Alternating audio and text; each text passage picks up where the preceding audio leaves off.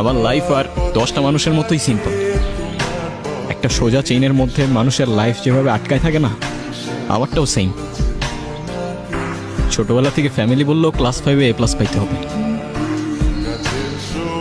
এসএসসিতে টিচাররা বললো A+ না পাইলে ভালো কলেজ পাবো না, কলেজে বললো A+ না পাইলে ভালো ভার্সিটি পাবো না, আর ভার্সিটিতে বললো ভালো সিজি না থাকলে ভালো জব পাবো না।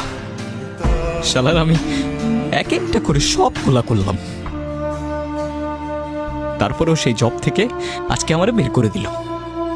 আমার মাথার উপর এতগুলা টাকা লোন, মানে আমি পুরো 18 বছর যেই জবের জন্য গাধার মতো খাটলাম, একদিনে সেটা শেষ।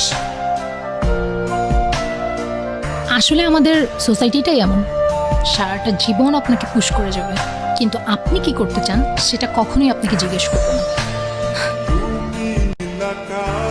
এই যে আমাকেই দেখুন, ছোটবেলায় বাবা মা মারা যায়, তারপর থেকেই আঙ্কেল আন্টির কাছেই বড় হই, কিন্তু যতই বড় হতে থাকলাম ততই বুঝলাম আমি তাদের বোঝা, তাই আর বোঝা হয়ে রইলাম না, বেরিয়ে পড়লাম। কিন্তু বের হয়ে দেখি বস, টাকা ছাড়া এই দুনিয়ায় এক গ্লাস পানিও পাওয়া যায় না।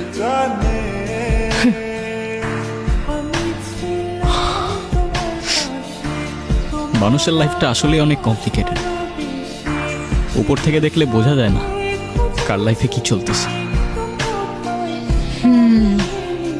চলেন যাই।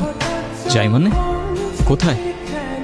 আপনার না এই একটাই সমস্যা, খালি প্রশ্ন করেন, মাঝে মাঝে প্রশ্ন না করে একটু সামনে গিয়ে দেখেন না জীবনটায় কি আছে। চলেন।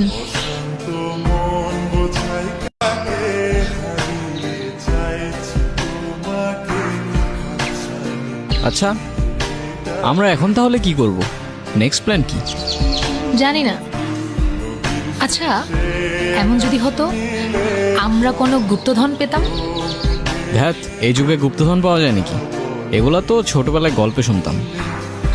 আরে আমি অনেকগুলো মুভিতে দেখেছি, গুপ্তধন মানুষের আশেপাশেই থাকে বুঝছো, কিন্তু মানুষ খুঁজে পায় না। এমনও তো হতে পারে আমাদের আশেপাশেও গুপ্তধন আছে। মানে তুমি এমন ভাবে বলতেছো গুপ্তধনের আর খায় দেয় কাজ নাই, আমাদের মতো দুইটা অবাকের সামনে এসেই পড়বে।